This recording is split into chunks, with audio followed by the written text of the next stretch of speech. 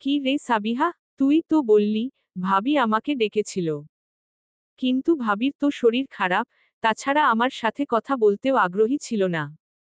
সিঁড়ি বেয়ে নিচে নামতে নামতে কথাগুলো বলল তালহা। সাবিহা ড্রয়িং রুমের সোফায় পা তুলে বসে টিভি দেখছিল। ডাইনিং রুমে দাঁড়িয়ে থাকা তামান্না সব শুনে যা বোঝার বুঝে গেল। ইচ্ছে করেই সাবিহা আরিশের সামনে ওরা আর তালহাকে উপস্থাপন করেছে। আমি যে শুনলাম, ভাবি ডাকলো তখন। তোর মাথা শুনেছিস পেতনি। তালহা সাবিহার মাথায় একটা গাঁটটা মেরে হাত থেকে রিমোট কেড়ে নিল। সাবিহা বিশেষ কিছু বলল না। অন্য সময় হলে ভাইয়ের সাথে রিমোট নিয়ে ঝামেলা বাঁধাত নিশ্চিত। কিন্তু এখন সাবিহার মনটা ভীষণ ভালো। সব সময় আমার সাথে এমন করো। মা, কে বলবো তুমি আমাকে মেরেছ? যা গিয়ে বল। পেতনি কোথাকার। সাবিহা শান্ত ভঙ্গিতে হেঁটে নিজের রুমের দিকে এগোলো। নিজের কাজকর্ম সেরে তামান্না ডাইনিং রুম থেকে ড্রয়িং রুমে এসে তালহার কাছে দাঁড়ালো। কি খবর, তামান্না ভাটিয়া? আপনার বোন আসলেই একটা পেতনি। ও মা। কেন? কিছু না। ওকে শাকচুন্নি। নিজের ব্যাপারে এমন কথা শুনে চোখ বড় বড় করে ফেলল তামান্না। আমি শাকচুন্নি? ভালো, ভালো। তামান্না এই কথা বলে রাগে গোজগোজ করতে করতে রান্নাঘরের দিকে এগোলো। তালহা জিহ্বায় কামড় বসাল। কি ভুলটাই না করল সে। এই তামু, তামান্না ভাটিয়া? ওই তামু। শোনো না। তোমাকে বলেছিলাম, তালহার সাথে অপ্রয়োজনে কথা বলবে না। আমার সহ্য হয় না। তবুও কেন বললে, হামিংবার্ড? অরার একটি হাত শক্ত করে পিছন থেকে ধরে রেখেছে আরিশ। সে ঠিক অরার পেছনে দাঁড়িয়ে আছে, রাগে যেন পাগল হয়ে গেছে। অরা তখন থেকেই বোঝানোর চেষ্টা করছে, তালহা নিজে থেকেই রুমে এসেছিল। কিন্তু আরিশ তার কথায় কান দিচ্ছে না। পাগলের মতো একা একা বকেই যাচ্ছে। আরিশ, কতবার বলবো? আমি উনাকে রুমে আসতে বলিনি, হয়তল পিকনিকের বিষয় কথা বলতে এসেছিল। বেডরুমে বসে কেন কথা বলতে হবে, বলো? আরিশের কুরুচিপূর্ণ কথায় অরার চোখ মুখ বিরূপ হয়ে উঠল। রাগে বলল, আপনি একটা অসুস্থ মনের মানুষ। আপনার ভাই হয় সে। আমিও ভাই ডাকি। আপনি সেখানে এসব বলছেন কিভাবে? আরিশ অরাকে ধাক্কা দিয়ে দেয়ালের সাথে চেপে ধরে। অরার গাল ঠেকেছে ঠান্ডা দেয়ালের গায়ে। আরিশ তার হাত পিছন দিকে মুচড়ে ধরে রেখেছে, শক্ত করে। অরা শত চেষ্টা করেও নিজের হাত ছাড়াতে পারছে না। এরই মধ্যে আরিশ অরার ঘাড়ে হিংস্রভাবে কামড়ে ধরল। অরার ব্যথায় বেরিয়ে আসা চিৎকারে তার কামড় ধীরে ধীরে নরম হয়ে চুমুতে রূপ নিল। কামড়ের জায়গা থেকে ক্ষীণভাবে রক্ত ঝরছে। আরিশ ধীরভাবে ঠোঁট ছুঁয়ে দিল সেই ক্ষতস্থানে। আমি খারাপ, অসুস্থ মস্তিষ্ক আমার। সেখানে সুস্থ মনের বসবাস কিভাবে হবে, বলো? আপনি যদি কখনো হারিয়ে ফেলেন, বুঝবেন তার জন্য আপনি নিজেই দায়ী। আপনার আচরণের কারণেই আমি। অরার কথা শেষ হওয়ার আগেই আরিশ তাকে এক ঝটকায় নিজের দিকে ফিরিয়ে, শক্ত করে থুতনিতে হাত রাখে। এই পাখি। শশস। চুপ। আমি তোমাকে কখনো হারাবো না। হারাতে দেব না। তাচ্ছিল্যের হাসি হাসল অরা। আরিশ হুট করে কোলে তুলে নিল তাকে। অরা বুঝতে পারছে না কিছু। কি করতে চলেছে আরিশ? কোথায় যাচ্ছেন? ওয়াশরুমে। কেন? জবাবে শুধু এক রহস্যময় হাসি হাসল আরিশ। কোনো কথা বলল না। ধীর পায়ে অরাকে নিয়ে ওয়াশরুমের দিকে এগোলো। খান বাড়ির ওয়াশরুমগুলো এতটাই বড় যে, মনে হয় সেখানে হাডুডু খেলাও সম্ভব। কি করবেন আপনি? বাথটবে চোবাবেন? অরার সরাসরি প্রশ্নের কোনো জবাব দিল না আরিশ। চুপচাপ তাকে কোল থেকে নামিয়ে ওয়াশরুমের দরজা ভেতর থেকে আটকে দিল। তারপর অরার হাত ধরে নিয়ে গিয়ে শাওয়ারের নিচে দাঁড় করাল। অরার চোখে ভয়, বিরক্তি, আর সেই সাথে কৌতূহলও ভেসে উঠল। আরিশ ধীরে হাত বাড়িয়ে শাওয়ার ছেড়ে দিল।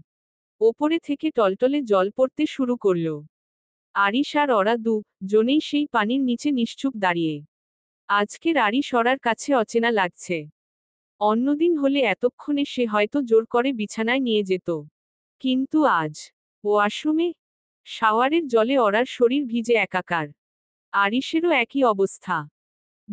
জনেই একদৃষ্টে পরস্পরের দিকে তাকিয়ে আছে, শব্দহীন। অরার কপাল বেয়ে জল গড়িয়ে নাকের ডগায় জমছে, সেখান থেকে ঠোঁট ছুঁয়ে থুতনি বেয়ে নিচে পড়ছে।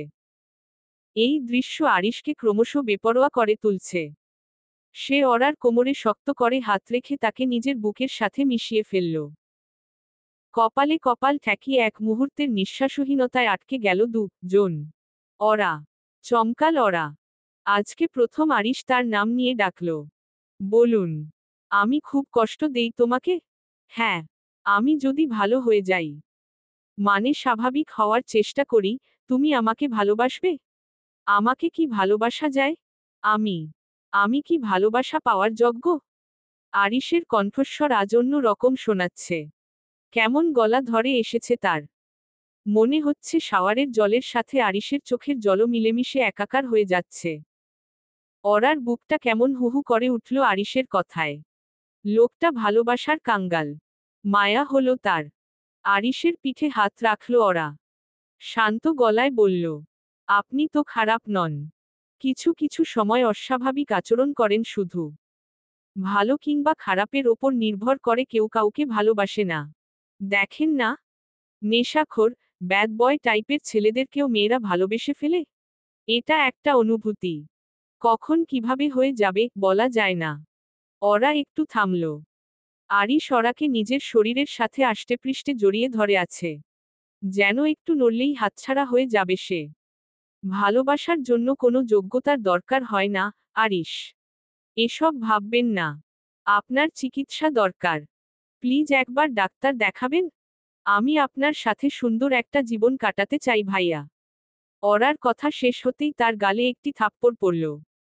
আকস্মিক এই ঘটনায় ওরা হতবাক হয়ে গেল, আরিশের দিকে অবাক দৃষ্টিতে তাকিয়ে রইল।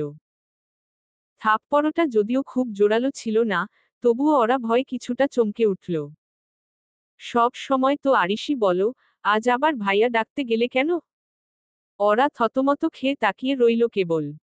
আরিশ টুক করে তার ঠোঁটে চুমু খেল একটা। মুচকি হেসে বলল, ওভাবে তাকিয়ে থাকতে হবে না। তেমন জোর মারিনি। তবে ভবিষ্যতে আবারও ভাইয়া বললে, গাল আর আস্ত থাকবে না। খিলখিল করে হেসে উঠল ওরা। আরিশ মুগ্ধ নয়নে অরার প্রাণবন্ত হাসি দেখছে। আজ পর্যন্ত অরাকে কখনো এভাবে হাসতে দেখেনি আরিশ। মেয়েটা হাসলে কি দারুণ লাগে। আপনি আসলেই একটা আধপাগল, সাইকো টাইপের মানুষ। কখন কি হয় আপনার, বোঝা মুশকিল। ভ্রু কুঁচকে ফেলল আরিশ। সে সাইকো? মেহরাবও আজ সেটাই বলল। তাহলে কি কথাটা সত্যি? আজকে মেহরাবের সাথে কথা না বললে নিজের মনের কথা বুঝতে পারত না আরিশ। অরার প্রতি টুকরো টুকরো অনুভূতিগুলোর নাম যে ভালোবাসা সেটাও বুঝতে পারত না। আরিশের ভালোবাসা পাওয়ার পথটা ভুল মেহরাব সেটা খুব ভালো করে বুঝিয়েছে তাকে। জোর করে, শারীরিক সম্পর্কের মাধ্যমে কখনো ভালোবাসা পাওয়া যায় না। বরং এসব করলে সম্পর্কে আরও দূরত্ব বাড়ে, এক সময় ভেঙে যায়। আরিশের পাগলামিগুলো মেহরাব ভালো করেই জানে। তাই আজকে মেহরাব একজন প্রকৃত বন্ধুর মতোই আরিশকে সঠিক পথে চলার পরামর্শ দিয়েছিল। আমি আধপাগল, মানলাম। কিন্তু সাইকো নই। ওরা কিছু বলতে যাওয়ার আগেই পরপর দুটো হাঁচি দিল। এতক্ষণ জলের নিচে দাঁড়িয়ে থাকাতে হয়তো ঠান্ডা লেগে গেছে। আরিশ ব্যাপারটা বুঝতে পেরে শাওয়ার বন্ধ করে দিল। ওরা নিজেকে আরিশের থেকে ছাড়িয়ে পেছনে দিকে ফিরে বলল, তাহলে আমার ঘাড়ে রত কেন? আমার সারা শরীরে আপনার সাইকোগিরির প্রমাণ আছে। তোমার শরীর জুড়ে কেবল আমার ভালোবাসার চিহ্ন থাকবে, হামিংবার্ড। আমি যতই স্বাভাবিক হই না কেন, আমার ভালোবাসার ধরন বদলাবে না। আমার ছোঁয়া এমনই যেমন উষ্ণ তেমনই বিধ্বংসী। দরজা খুলে, অরাকে কোলে তুলে নিল আরিশ। ওয়াশরুম থেকে বেরিয়ে রুমের দিকে এগোলো। হুহ হুহ। ডাক্তারের কাছে যাবেন তো? আমি সম্পূর্ণ সুস্থ। তবুও যদি তুমি চাও, আমি যাব। তবে ডাক্তার যেন বেশি ঔষধ না দেন। মুচকি হাসল ওরা। লোকটা তো এখনো বাচ্চাদের মতোই কথা বলছে। আরিশ কোল থেকে নামিয়ে দিল ওরাকে। ওকে। জামাকাপড় চেঞ্জ করে আসছি। আপনিও করে নিন। ঠান্ডা লাগবে। এখানেই চেঞ্জ করো। কি? বাংলায় বললাম। বেডরুমে বসে জামাকাপড় চেঞ্জ করলে, অত বড় ওয়াশরুমটা আছে কি করতে? মুচকি হাসল আরিশ। অরার গাল টিপে দিল কয়েকবার। তাও কথা। যাচ্ছি আমি। মুচকি হেসে ওয়াশরুমের দিকে এগোলো অরা। আজকে ভীষণ খুশি লাগছে তার। আরিশের এমন পরিবর্তন কখনো আশা করেনি সে, সবকিছু যেন জাদুর মতো লাগছে। তবে আজকে তালহা ভাই রুমে এসে ভালোই করেছে। মনে মনে তালহাকে ধন্যবাদ দিল অরা। কি ব্যাপার? ভাবি, ভাইয়া তো খেতে এলো না। রাতের খাবার খাচ্ছে সকলে। ঘড়িতে সময় রাত 10:30। তামান্না সাবিহার দিকে তাকিয়ে ফুঁসছে কেবল। আজকে নিশ্চিত ভাবির সাথে খারাপ আচরণ করেছে আরিশ ভাইয়া, আর সবকিছুর জন্য সাবিহা ডাইনি দায়ী। মনে মনে এরকম আরো অনেক কথাই ভাবছে তামান্না। নতুন বিয়ে হয়েছে ওদের। নিজেদের সময় মতো খেয়ে নিবে তালহা। তুইও বিয়েটা করে নে এবার। তাসলিমা বললেন। সাবিহা মুচকি মুচকি হাসছে। কিছুক্ষণ আগেই মায়ের কাছে গিয়ে সবটা খুলে বলেছে সে। সেজন্য মা মেয়ে জন বেশ খুশি। মায়ের কথায় চুপ করে গেল তালহা। আর চোখে কেবল তামান্নার দিকে তাকালো একবার। কার বিয়ে নিয়ে কথা হচ্ছে? তালহার নাকি? আরিশের কণ্ঠস্বর শুনে সবাই সিঁড়ির দিকে দৃষ্টিপাত করল। সাবিনা, তাসলিমা যেন 420 ভোল্টের একটা শক খেল। অরা ও আরিশ একসাথে আসছে। জনকে দেখেই বোঝা যাচ্ছে, সদ্য গোসল সেরে এসেছে। অরার চুল এখনো ভেজা। রাগে শরীর হিড়হিড় করে উঠল সাবিহার। আরে মায়ের কথা বাদ দাও। বিয়ে শাদি আরো পরে করব ভাইয়া। আগে বিজনেসটা বুঝি, একটা অবস্থান তৈরি করি, তারপর। অরাকে হাসি খুশি দেখে তামান্না স্বস্তির নিঃশ্বাস ফেলল। আরিশ ও অরার বসার জন্য চেয়ার টেনে দিল সে। জনে পাশাপাশি বসল, তামান্না খাবার সাজিয়ে দিচ্ছে। গুড। এটাই ভালো হবে। তালহা মুচকি হেসে খাবারের দিকে মনোযোগ দিল। অরা খেতে খেতে তালহাকে উদ্দেশ্য করে শুধালো। ভাইয়া একটু আগে যে বললেন, আমি আপনাকে ডেকেছি, কে বলেছিল সেটা? আরিশ আর চোখে অরার দিকে তাকালো একবার। অরা আরিশের হাতে হাত রাখল। ইশারায় বোঝাতে চাইল, দরকারি কথা। আরিশ চুপ করে রইল। সাবিহাই তো বলল তখন। আরিশ ও অরা জনেই সাবিহার দিকে তাকালো। মেয়েটা ভাবতেও পারেনি, অরা এভাবে তার পর্দা ফাঁস করে ফেলবে। বোকার মতো হেসে বলল সাবিহা। আসলে আমি ভুল শুনেছিলাম। ব্যাপার না আপু। আপনাকে ধন্যবাদ। মুচকি হেসে বলল অরা। আরিশও মৃদু হাসল। সাবিহা কিছুই বুঝতে পারছে না কি হওয়ার কথা ছিল, আর কি হলো। কিসের জন্য ধন্যবাদ দিলে, ভাবি? আমি আসলে। অরা মুচকি হাসল। সাবিহা একবার আরিশের দিকে তাকাচ্ছে, আরেকবার অরার দিকে তাকাচ্ছে। কিছু না। সাবিহা আর কথা বাড়ালো না। শেষে আবার কেঁচো খুঁড়তে কেউটে বেরিয়ে গেলে মহা মুশকিল হয়ে যাবে। কি হে তামান্না ভাটিয়া, তুমি খাবে কখন? তালহার কথায় আরিশও তামান্নার দিকে তাকালো। আপনারা খাওয়া শেষ করুন, তারপর খাবো। তোকে না বলেছি, যখন খিদে পাবে তখনই খেয়ে নিবি? আরিশের গম্ভীর কণ্ঠে নড়েচড়ে উঠল তামান্না। অরা বলল। তুমিও আমাদের সাথেই খেতে বসে যাও আপু। সবকিছু তো এখানেই আছে। অরার কথা শুনে আড়ালে ভেংচি কাটলেন তাসলিমা খাতুন। কাজের মেয়েকে নিয়ে এদের এত আদিক্ষেতা তার সহ্য হচ্ছিল না। অরার কথামতো তামান্না একটা চেয়ার টেনে এনে খাওয়ার জন্য বসে পড়ল। ঠিক আছে ভাবি। তালহা মুচকি হাসল। খানিক পরেই সাবিহা ডাইনিং রুম থেকে উঠে গেল। আজকে তার গলা দিয়ে ভাত নামছিল না, অরাকে কোনোভাবেই আরিশের থেকে দূরে সরানো যাচ্ছে না। নিজের ওপর খুব বিরক্ত সাবিহা। আকাশজুড়ে জমে উঠেছে ঘন কালো মেঘ। চারদিকে ছড়িয়ে আছে এক ধরনের অদ্ভুত অন্ধকার। খোলা জানালা দিয়ে টুপটাপ ঝিরিঝিরি বৃষ্টি পড়ছে ঘরে। সঙ্গে ঢুকছে হালকা ঠান্ডা বাতাস, যা রুমের পরিবেশকে আরো শীতল করে তুলেছে। দূরে মৃদু গর্জন শোনা যাচ্ছে। মনে হচ্ছে, আসন্ন কোনো দুর্যোগের পূর্বাভাস দিচ্ছে প্রকৃতি। সম্ভবত কালবৈশাখী আসছে, আবহাওয়া অফিস থেকেও নাকি এমন সতর্ক দেওয়া হয়েছে। অরা বিছানা গোছগাছ করছিল। আরিশ চাচির সাথে কথা বলতে বাইরে গেছে, তবে কি বিষয় নিয়ে কথা হচ্ছে, সেটা ওরা জানে না। বিছানার চাদরটা সুন্দর করে ঠিকঠাক করে ওরা জানালাগুলোর দিকে এগিয়ে গেল। হালকা বাতাসে পর্দা দোলার শব্দ হচ্ছিল। সে একে একে সব জানালা আটকে দিল, যেন ঠান্ডা বাতাস আর বৃষ্টির ছাট ঘরে ঢুকতে না পারে। ঠিক তখনই রুমে ঢুকলো আরিশ, তার মুখে এক অদ্ভুত আকর্ষণ। আজকের ওয়েদারটা কেমন, বলো তো হামিংবার্ড? কেন, আপনি কি দেখতে পাচ্ছেন না? বৃষ্টি হচ্ছে। আরিশ রুমের দরজা বন্ধ করে ধীরে ধীরে বিছানার দিকে এগিয়ে এলো। ওরা বিছানার অন্য পাশে দাঁড়িয়ে ছিল, চোখে মুখে একরকম দ্বিধা। হঠাৎ করেই আরিশ তার হাত ধরে একটা হেঁচকা টানে তাকে বিছানায় ফেলে দিল। ওরা হতভম্ব হয়ে তাকিয়ে রইল তার দিকে।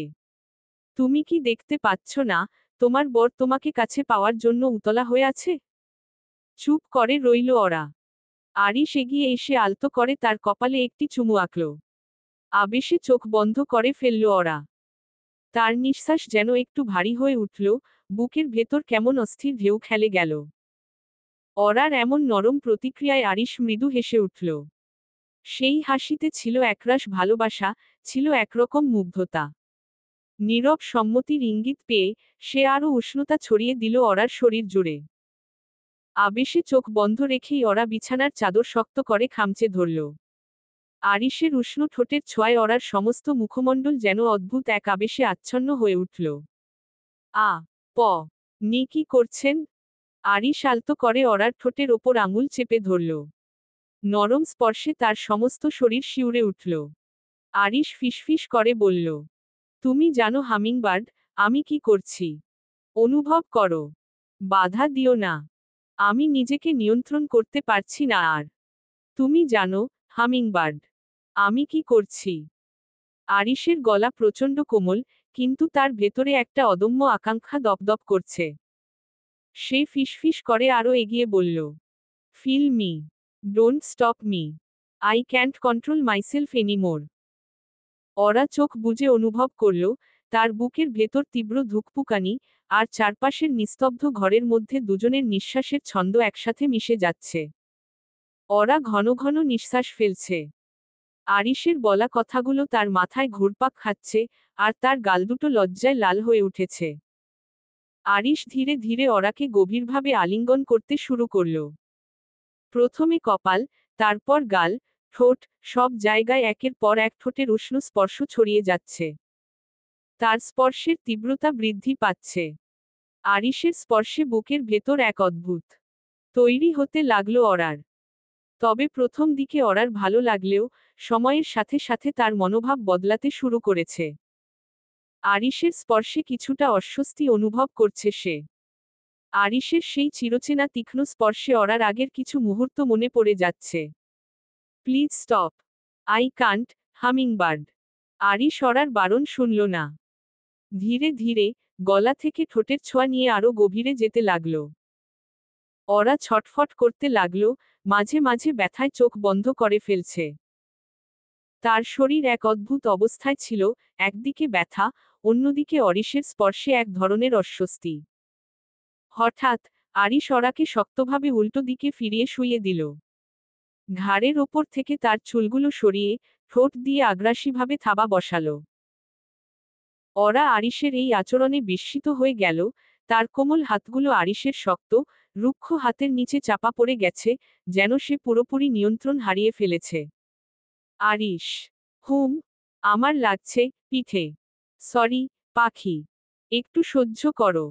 এর থেকে আস্তে আদর করা আমার পক্ষে সম্ভব না। দীর্ঘ নিঃশ্বাস ফেলল ওরা। এই যদি হয় স্বাভাবিক আদর তবে। জোর করবেন? আরিশ ওরার কথায় খেয়াল করল না। কোলে তুলে দুপাশে পা ছড়িয়ে বসাল তাকে ওরা আবারও জিজ্ঞেস করল। আরিশ, লিসেন টু মি, আজও জোর করবেন? ভালোবাসার সেই মুহূর্তে বারবার কথা বলায় আরিশের মেজাজ বিগড়ে গেল। কোনো কথা না বলে, এক প্রকার অসহিষ্ণু হয়ে ওরাকে ধাক্কা দিয়ে দূরে সরিয়ে দিল। ওরা হঠাৎ অবাক হয়ে চমকে উঠল, তার চোখে ভয় আর বিস্ময় একসাথে। আরিশের চোখে কিছুটা বিরক্তি, কিছুটা কষ্ট। সে কোনো মন্তব্য না করে, এক নিঃশ্বাসে বিছানা থেকে উঠে দাঁড়াল। তারপর, তীব্র পদক্ষেপে রুম থেকে বেরিয়ে গেল, যেন সে আর তার মধ্যে কিছুই নেই। ওরা বাকরুদ্ধ হয়ে, আচমকা আরিশের এমন আচরণে একদম বোকার মতো তাকিয়ে রইল। তার মনে হাজারটা প্রশ্ন, কিন্তু কোনো উত্তর নেই। ঘণ্টাখানেক পর, আরিশ রুমে ফিরে এলো। ওরা এখনো বসে আছে, যেন সে নিজের ভেতর এক অদৃশ্য যুদ্ধ লড়ছে। তার চোখে কিছুটা হতাশা, কিছুটা বিভ্রান্তি। সে আরিশের ভাবমূর্তি বোঝার চেষ্টা করছে, কিন্তু আরিশের প্রতিটি মুহূর্তের পরিবর্তন যেন তাকে আরো বিভ্রান্ত করে তুলছিল। ইচ্ছে না থাকলে আগেই বলে দিতে, পাখি, মাঝপথে গিয়ে বললে তো মেজাজ বিগড়ে যাবেই। ওরা মুচকি হাসল। আরিশ ওরার হাসি দেখে ভ্রু উঁচিয়ে প্রশ্ন করল, কি? কিছু না। না, বলো। আপনি খুব কন্ট্রোললেস হয়ে যাচ্ছেন।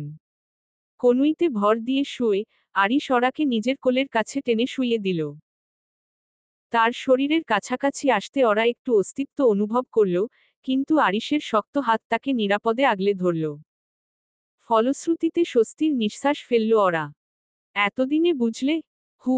ঘুমাও। আপনি ঘুমাবেন না? না। কেন? তুমি ঘুমানোর পরে আদর করব তাই। আরিশের কথায় ওরা চোখগুলো বড় বড় করে তাকালো। আরিশ তা দেখে হেসে উঠল, একদম জোরে হাসি দিল, তার হাসিতে ওরা আরেক দফা অবাক হয়ে গেল। মজা করেছি। Good night. ওরা কিছু বলল না। নীরবে, আরিশের বুকে মুখ গুজে চোখ বন্ধ করে ফেলল।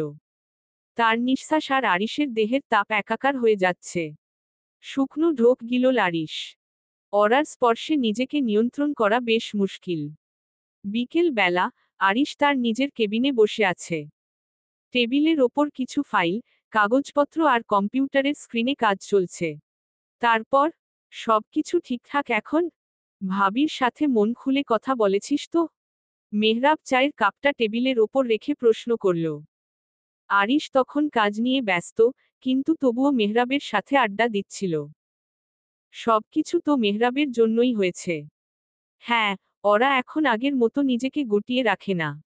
বেশ, বেশ। এখন সময় করে ভাবিকে নিয়ে একদিন ডাক্তারের কাছে চলে যা। যত দ্রুত চিকিৎসা নিবি, ততই ভালো। তোরা যে কি শুরু করলি? বলেছি তো, যাব ডাক্তারের কাছে। মেহরাব চায়ের কাপটা আবারও হাতে তুলে নিল।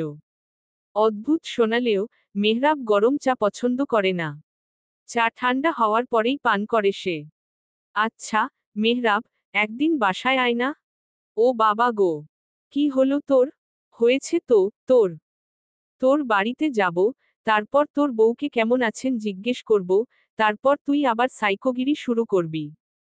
আরিশ কিছুটা লজ্জা পেল এবার। তার কাছের মানুষগুলো এভাবে তাকে নিয়ে ভাবে, বিষয়টা কখনো ভেবে দেখেনি সে। আরে না, কাল আয় বাসায়। ঠিক আছে। বন্ধু যখন বলছে, সে ভদ্রলোক হয়ে থাকবে তখন, না হয় গেলাম। মেহরাব হাসতে হাসতে বাকি চাটুকু শেষ করে ফেলল। তুমি ডেকেছিলে, মা?